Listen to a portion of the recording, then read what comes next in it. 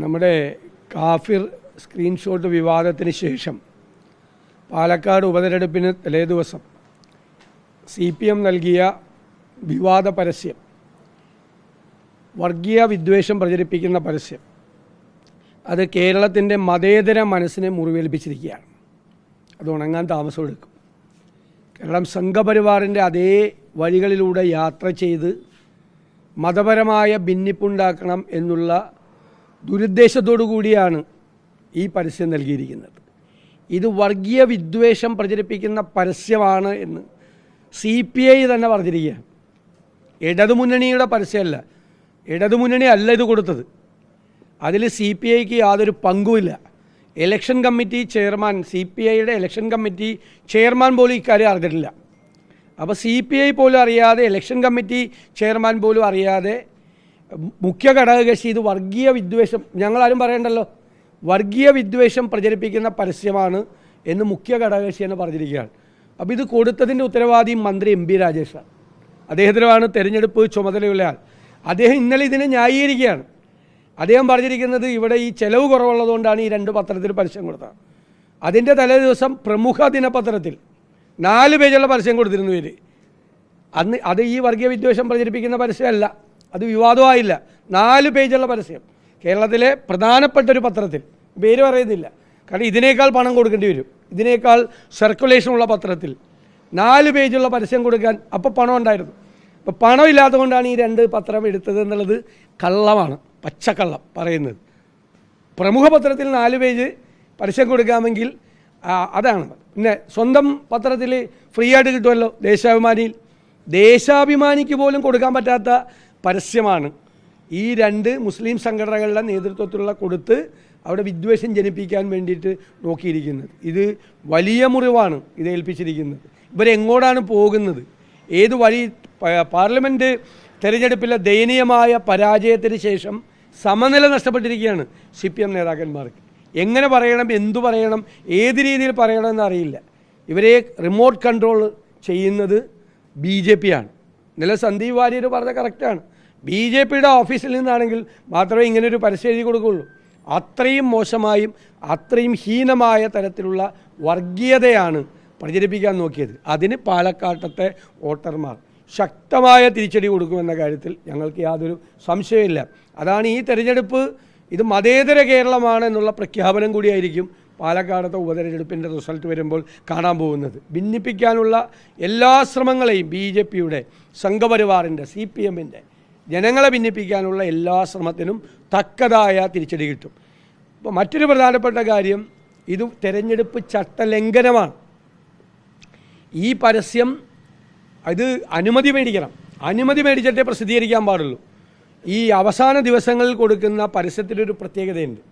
അത് മറുഭാഗത്തിന് അതിൻ്റെ മറുപടി കൊടുക്കാനുള്ള അവസരം കൂടി ഉണ്ടാകണം. ഇല്ലെങ്കിൽ അങ്ങനെ മറുപടി പറയേണ്ട കാര്യങ്ങളൊന്നും പറയരുത്. ഇവരാരും ഇത് കണ്ടില്ല എന്ന് പറയുന്നത് എങ്ങനെയാണ് ശരിയാവുന്നത്? ഇപ്പോൾ ചേലക്കരയിലും പാലക്കാടും UDF കൊടുത്ത പരസ്യം ഞാൻ കണ്ട് എൻ്റെ അപ്രൂവലോടുകൂടിയാണ് കൊടുത്തത്. കാരണം ഞാനത് പറഞ്ഞിരുന്നു, ഇലക്ഷൻ കമ്മിറ്റി ഓഫീസിൽ പറഞ്ഞിരുന്നു, ഒരാവശ്യമില്ലാത്ത വിവാദം അതിൻ്റെ അകത്ത് എഴുതരുത്, എനിക്ക് അതിൻ്റെ കോപ്പി, ഫൈനൽ കോപ്പി എനിക്ക് അയച്ചു തരണം. അവർ ഒരു സ്ഥലത്ത് ഞാൻ ഉണ്ടായിരുന്നു ചേലക്കരയിൽ, പാലക്കാട് എനിക്ക് അവർ അയച്ചു തന്നു. ഞാൻ അപ്രൂവ് ചെയ്തതിന് ശേഷം, കാരണം നമ്മൾ അന്വേഷിക്കണം, ലീഡർഷിപ്പിലുള്ള ആളുകൾ ഇത് അന്വേഷിക്കണം എന്താണ് പരസ്യം കൊടുക്കുന്നതെന്ന്. അപ്പോൾ CPMൽ ഈ മന്ത്രി കണ്ടിട്ടാണ് ഇത് കൊടുത്തിരിക്കുന്നത്, അല്ലെങ്കിൽ ആരും കാണാതെ. ഇലക്ഷൻ കമ്മിറ്റി കയറി കൊടുക്കില്ല, ഇലക്ഷൻ കമ്മിറ്റി പോലും അറിയാതെയാണ്. മന്ത്രി ഇന്നലെ ഓൺ ചെയ്തല്ലോ, അത് ശരിയാണെന്ന് പറഞ്ഞല്ലോ, ഈ കൊടുത്തിരിക്കുന്ന പരസ്യം ശരിയാണെന്ന്.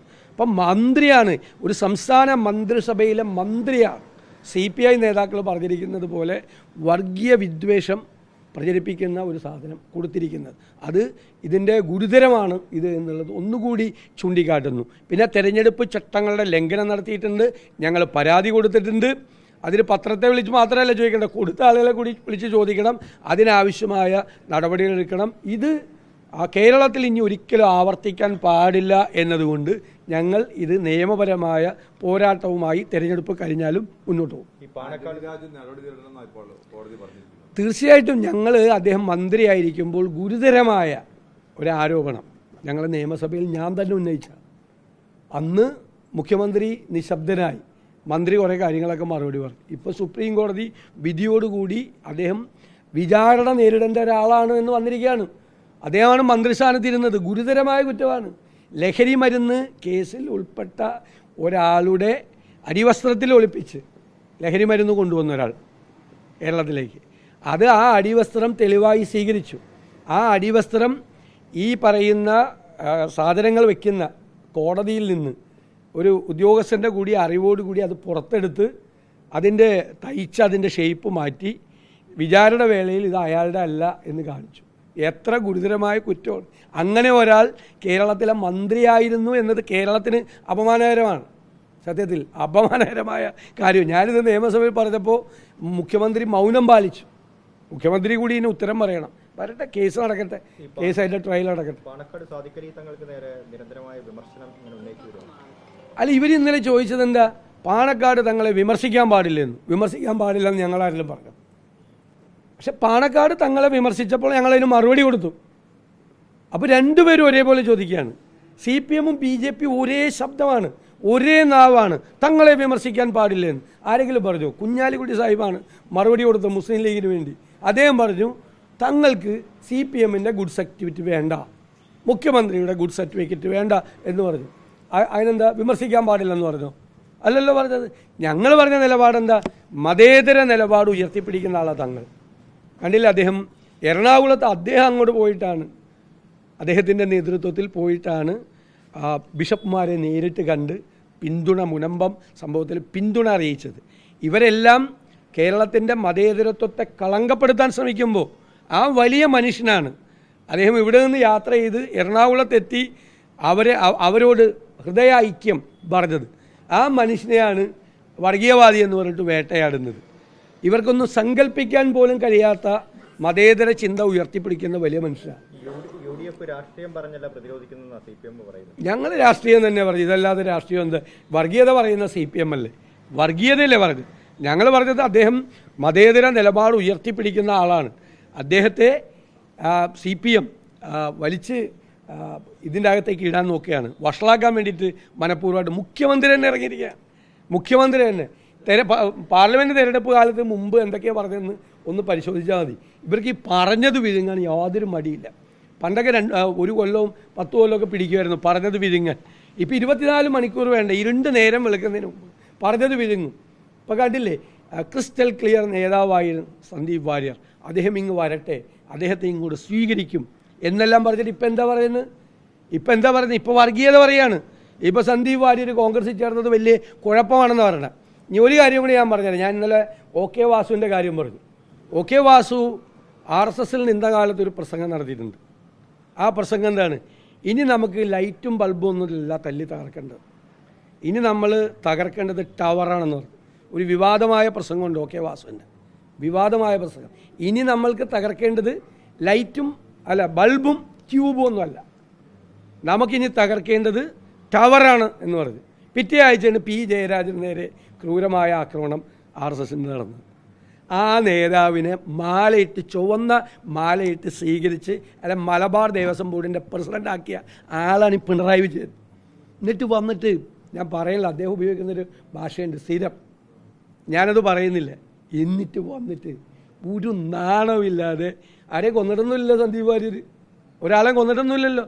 ആ ആൾ കോൺഗ്രസ്സിൽ ചേർന്നതിനെക്കുറിച്ച് പരിഹസിക്കുക, വെപ്രാളപ്പെടുക, പൊട്ടിക്കരയുക, കൂട്ടക്കരച്ചിൽ നടത്തുക എന്ന്. ഇതൊന്ന് പറഞ്ഞാൽ മതി. P ജയരാജനെ ഒന്ന് ഓർമ്മപ്പെടുത്തിയാൽ മതി. ഈ BJP കോണുകളിൽ നിന്ന് ഉയർന്നു വരുന്ന ഒരു ആരോപണം 2.5 കോടി രൂപയാണ് സന്ദീപ് വാര്യർ ഓഫർ ചെയ്തിരിക്കുന്നത്. അത് അവരുടെ ഡീലാണ്, അവർ ചെയ്യുന്ന പരിപാടിയാണ്. അവർ ചെയ്യുന്ന പരിപാടിയല്ലാതെ സുരേന്ദ്രൻ വല്ലതും വിളിച്ചു പറയാൻ പറ്റുമോ? 41 കോടി 40 ലക്ഷം രൂപ കേരളത്തിലേക്ക് കള്ളപ്പണം കൊണ്ടുവന്നു എന്നതിൻ്റെ പേരിൽ അന്വേഷണം നേരിടേണ്ട, കേസിൽ പ്രതിയാവേണ്ട ആളാണ്. അന്വേഷണ ഉദ്യോഗസ്ഥൻ EDക്ക് ഇൻകം ടാക്സിൽ അയച്ചിരിക്കുകയാണ്. ആൾക്ക് ഇതേ വരുള്ളൂ, ഇങ്ങനെ വരുള്ളൂ. കഴിഞ്ഞ ദിവസം എന്നെ ശപിച്ചപ്പോഴും ഞാൻ പറഞ്ഞല്ലോ, സാധാരണ താപസന്മാരാണ് ശപിക്കുന്നത്. അവർ പച്ചലയിലും മരവുരിയിലും ഇരിക്കുന്നവരാണ്. ഇദ്ദേഹം കള്ളപ്പണത്തിൻ്റെ മീതെ ഇരിക്കുന്ന താപസനാണ്. അതുകൊണ്ട് എനിക്ക് കേൾക്കില്ല എന്ന് പറയും ശാപം. ഈ തൃശ്ശൂർ പൂരവുമായി ബന്ധപ്പെട്ടിട്ട് കൊച്ചിൻ ദേവസ്വം ബോർഡ് ഒരു റിപ്പോർട്ട് ഹൈക്കോടതി കൊടുത്തിട്ടുണ്ട്. തിരുവമ്പാടിക്കും അതുപോലെ തന്നെ പോലീസിനും വിമർശനമായിട്ടും ശ്രദ്ധപ്പെട്ടിരുന്നു. പ്രതിപക്ഷ ആരോപണത്തിന് അടിവരയിടുന്നതാണ് കൊച്ചിൻ ദേവസ്വം ബോർഡ് കോടതിയിൽ കൊടുത്തിരിക്കുന്ന റിപ്പോർട്ട്. പ്രതിപക്ഷ ആരോപണത്തിന് അടിവരയിടുന്നത്. പ്രതിപക്ഷം പറഞ്ഞ എല്ലാം കൊച്ചിൻ ദേവസ്വം ബോർഡ് LDFൻ്റെ കീഴിലാണ്, LDFൻ്റെയാണ് കൊച്ചിൻ ദേവസ്വം ബോർഡ്. എല്ലാം ശരിവെച്ചിരിക്കുന്നു. എന്താ? പോലീസ് അലങ്കോലമാക്കി. അജിത് കുമാർ അവിടെ വന്നിട്ടാണിത് അലങ്കോലാക്കിയത്. ആവശ്യമില്ലാത്തയിടത്ത് ബാരിക്കേഡ് വെച്ചു, സംഘർഷം ഉണ്ടാക്കി, ജനങ്ങളെ പ്രകോപിതരാക്കി, മേൽശാന്തി അടക്കം തടഞ്ഞു എന്നാണ് പറഞ്ഞിരിക്കുന്നത്.